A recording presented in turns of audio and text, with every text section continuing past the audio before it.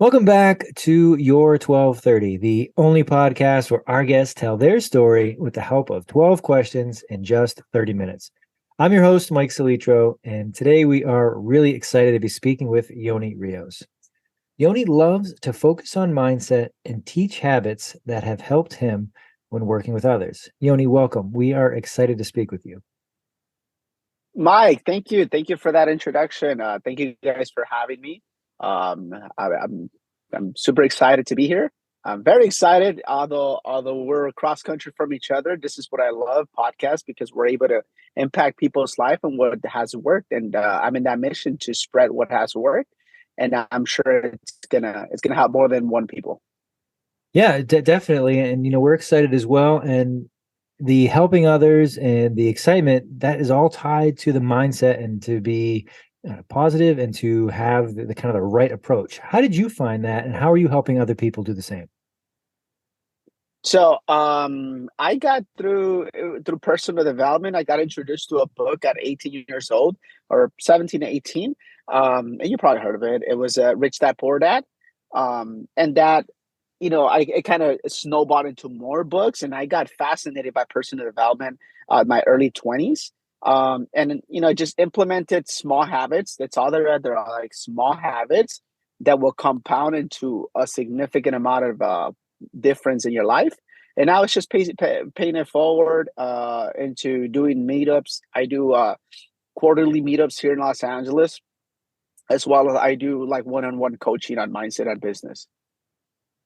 So when you talk about small habits, if you can remember, what was a small habit or one of the first few things you started doing that you really start to see impact or that really helped you make a positive change?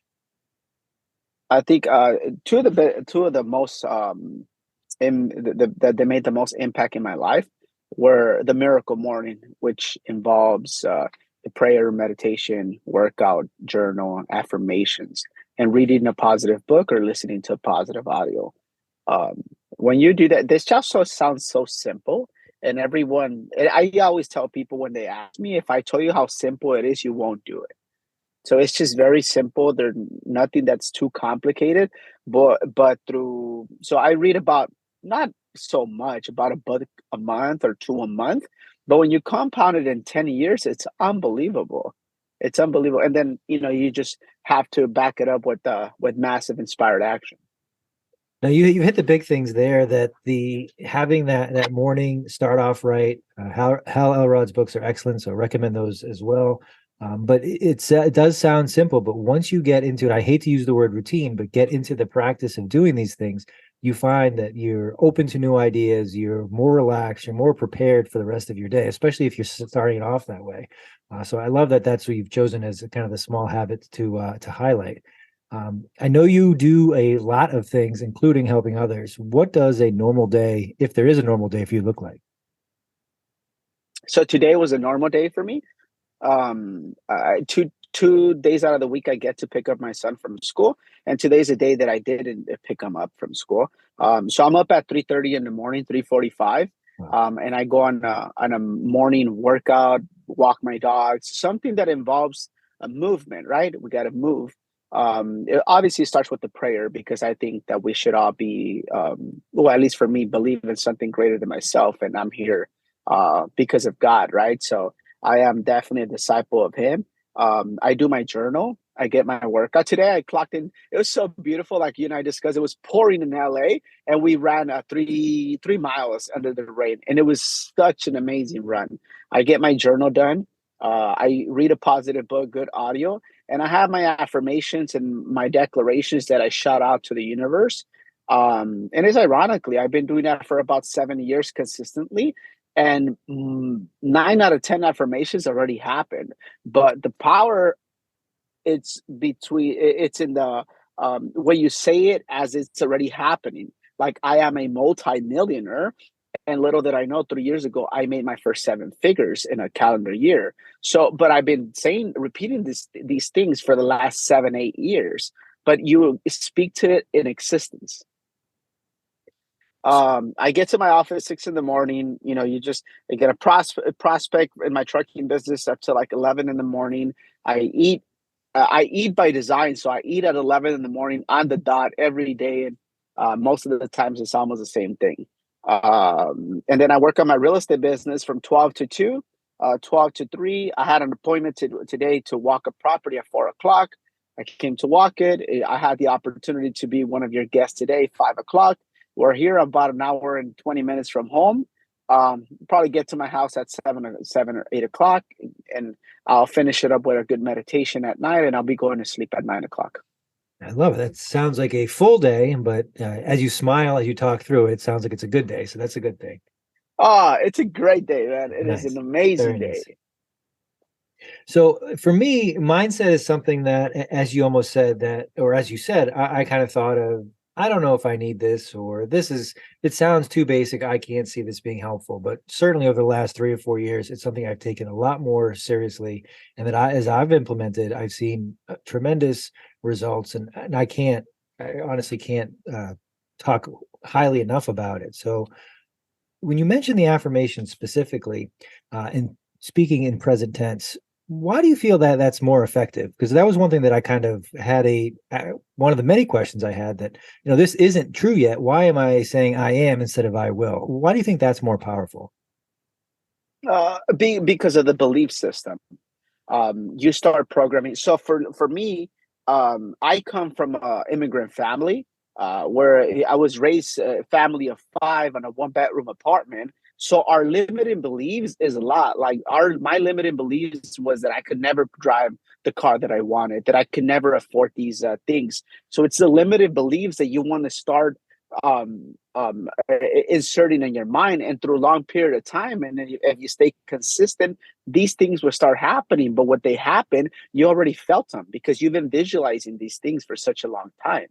And it's funny that you say it, because I think that kids, it's easier for them to reprogram. Like the younger you are, it's easier to you program. I'm 33 years old, so it's a little bit of I started my journey like at 18, 19, but it's harder to program one person at 33 years age than a 12-year-old, because we carry 33 years of baggage of non that you can't believe. So that's why it's powerful that you start believing these things. I absolutely agree with you there. I'm a little bit older than you, and that it starting it at a later age is more difficult because of all of the years of no, or the kind of creative solutions that you've kind of turned away. But as a child, I've got small kids. You see that very rarely do they take no for an answer, or they find a way if it's something they want to do. And when you tell them it's not possible, it's not likely, they'll do it, and they don't allow themselves to be limited. Um, Kind of with that, when you mention limiting beliefs, when you're working with your clients, or when you're working with colleagues, do you find that most people know what their limiting beliefs are, or is that kind of the first step, helping them figure out what's holding them back? No, yeah. I don't think they know. I think that most society feels like they were just brought in this kind of earth, and that's the way they should live, and that's the way they're gonna die. I don't think they even know what the limiting belief is, until they're put in an uncomfortable situation on a room full of high level people, and then they know that they don't belong there, and their limiting beliefs will just say, hey, I don't belong here. But and it takes work, but I don't think people understand what limiting beliefs are until they're put in an uncomfortable situation. Yeah, no, you're right on that. That's when that uncomfortable situation will spur the change, or unfortunately it'll reinforce limiting belief, where it's like, this is too uncomfortable. I need to go back to, again, that routine, what I'm used to doing, or what's not uncomfortable. So that's kind of where you push through it.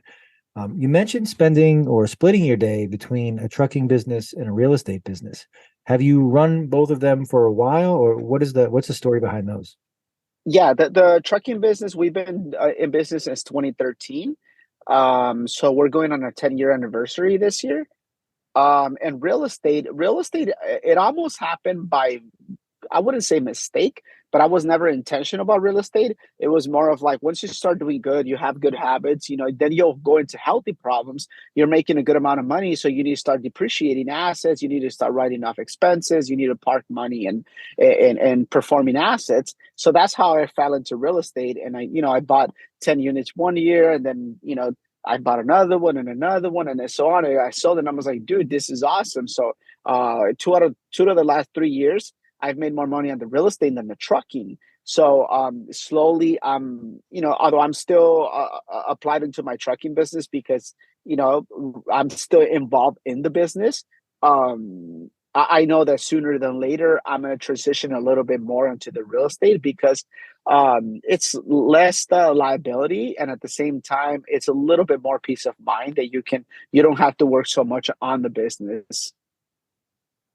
No, that's you're right about that. That the real estate kind of offering many different avenues from a place to hold assets, to have depreciable assets, to park money, all of those things. But what struck me there is running two businesses is quite an endeavor. Most people would have difficulty keeping one business afloat, and the term we hear is time management, which I'm not a big fan of. Usually, it's going to be identifying your top priorities and then executing there. How have you been successful at a relatively young age to run two profitable businesses? I think it's very simple. The only thing, just like you said, what's in your priority? My priority is at 40 years old to have the option to work or not. I'm still going to work, but I'll have the option to work. So I know for a fact that that is a priority to me rather than hanging out with friends, rather than socializing, and rather than doing all those things. So if you're intentional with a business, I don't think you should just be spending more than 4 6 hours if you're intentional about them.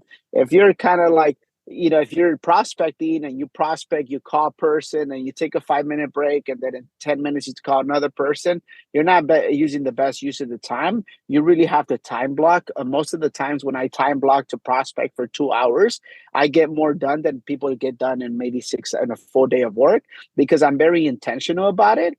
And then the one of my goals in life is to have the least regrets as possible. So when I do pass on, when I do die, I want to make sure that I ask myself that I did everything in my power that was there. So obviously we all get invited to social events and everything, and I ask myself, is that social event aligned with my end goal? It doesn't mean I don't go to social events. It just means I limit the social events I go to, and that's it. 3 hours a day, it's way more than enough. Real estate does not need 8 hours a day. So if you're doing 8 hours, you should be doing really good numbers, really good numbers. Most of the people, and then it works really good hand to hand because the trucking business, we work on East Coast time. So we work on your time. When it's 9 over there, 6 over here. So I'm able to get a head start. No real estate agent or tenant or anything is up at 6 in the morning trying to, ask for things. So it works really good with the times. Okay, I'm glad you brought up 6 a.m. again because I wanted to ask you, as somebody who has had difficulty, we'll say, getting up, running in the morning because it's so dark, it's so tough to see. You mentioned running at 3:30 in the rain this morning. Logistically, Yeah. how do you do that? So it's super simple. I really a lot This is a question I get asked on a daily on my Instagram. How do you do it? How do you get up so early? I'm a big fan of Kobe Bryant. Okay, so he inspired me to work out at 4 in the morning, as that's what he did. Um, so the earlier you wake up and you start draining your energy by 9 o'clock, you're drained. Today I will be drained at 9 o'clock, and I will be going to bed early. So I always ask everybody, well, you just got to go to sleep earlier. Well, I have trouble sleeping, I have this. I was like, well, the only reason why you have trouble sleeping is because you still have energy stored in your body. And remember I said that when I die I want to have no regrets. That's a question I ask myself. David Goggins talks about it, like the accountability mirror. And I go and I look myself in a mirror, and that's the question that I ask myself every day. Did you do your best today? Okay. And pretty much, if that should answer the question. That's the best accountability you have, the accountability mirror. And that's a good answer because I too am an early riser. I like to work out, but there is one day I said, you know what, I'm going to get my running in this morning. It was about 5:30. It was pitch black, and I was found myself on kind of a 2-lane highway fighting off cars. Like, you know what, this was not a great idea. So I need to figure out a way to actually see what I'm doing. So good to hear that it can be done. I will look for Yeah. better ways to do that. But you, And I think we have to trick our mind and our habits that we just kind of like switch it up. Sometimes the gym, sometimes I walk my dogs. It doesn't always have to be like super hardcore, but I do like super hardcore better than just to walk. you have to if you're referencing David Goggins, you have no choice but super hardcore 'cause that's the only speed he goes. So Yeah. So I like that. We've been I think as you go on, um you wonder it's ironic that when I don't, because I do have those days that I don't feel like it, right? And I probably go on a morning walk, and it's ironically that the days that I do work out and that I'm super intentional about my miracle morning, for some reason I have a lot more success in my business than if I didn't. It's just weird. I don't know what is it. It's the energies. I don't know. But so I'm like, dude, there's no way I can't work out or do something in my journal every day, because I know there's a lot of blessings happening every day, and I do believe that we create our own miracles, and that's where I'm on a mission to create my morning miracles. I think that should be the real takeaway from this conversation or ones like it. That once you have your morning set up in a way that uh, is kind of the table setter for your whole day, that the resulting day will just exponentially have better outcomes for you. And that once you see that happen, it'll become something you want to do more of. And the days that you miss it, you'll feel it throughout the whole day. You're gonna wish that you could have started Absolutely. that way. Uh, Yes. So it's just been one of my biggest like blessings, just understanding the miracle morning. So one thing I wanted to ask you when you mentioned no regrets, I like that philosophy. I want to kind of juxtapose it with taking unnecessary risks. It doesn't sound like you're that kind of guy at all. It sounds like you're measured and you have good rationale. But how do you make sure that you're not doing things for the sake of doing them or taking on something that's too risky with the fear of you'll regret it later? Yeah. So I always tell everybody my most important job as a human, as of right now in my life, is being a good father. That's my most important job. So if it's going to jeopardize the relationship with my son, with my parents, I don't want it. That's just it. I don't want it.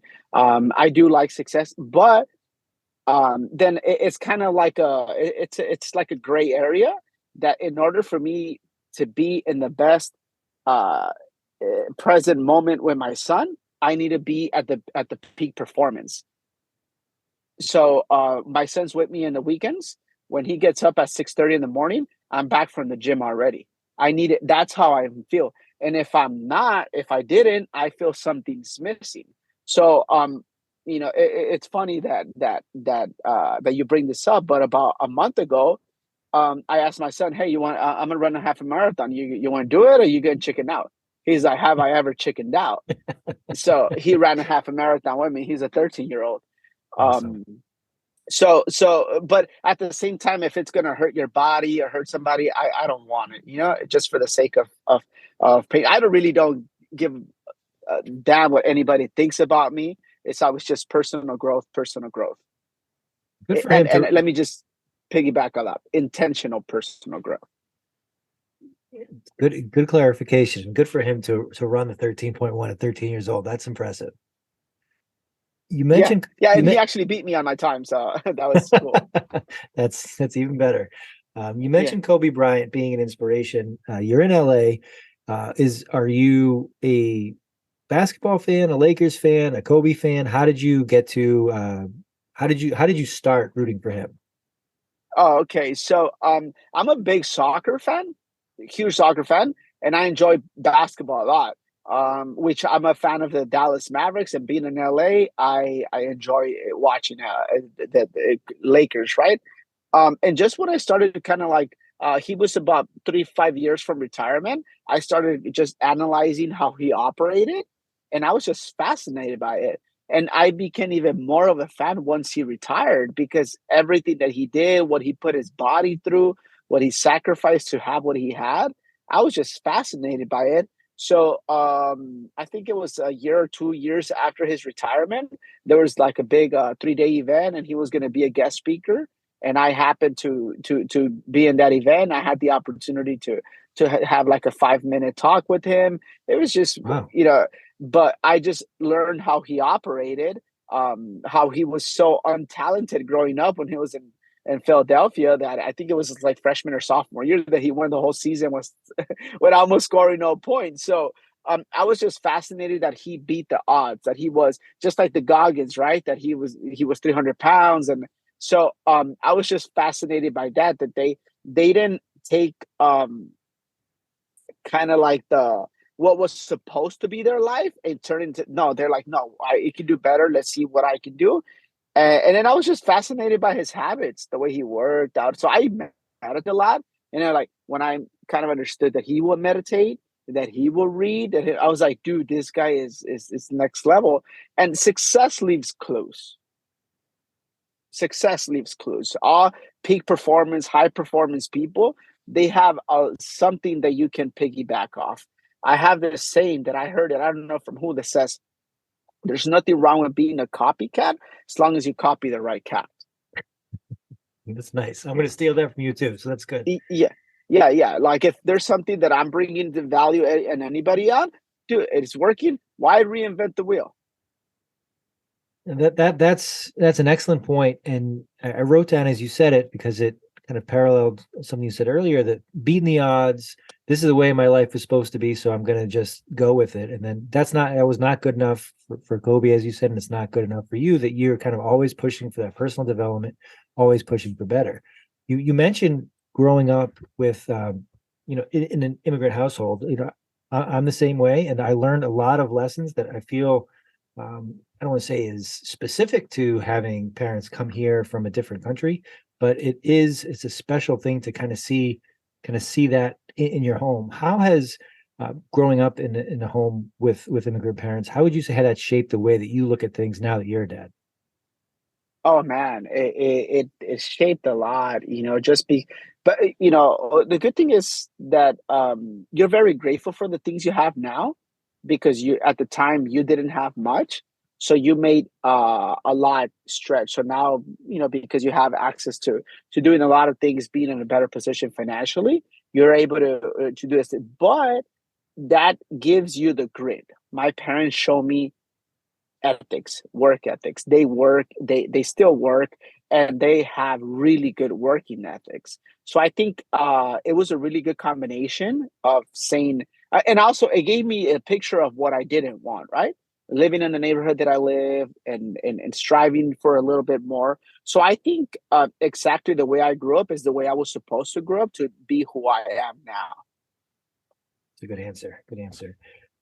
You mentioned being a soccer fan. So changing gears a moment, do you play? Who is your team you support? What do you, if it's not soccer, what do you do when you are not working two jobs and be a positive role model?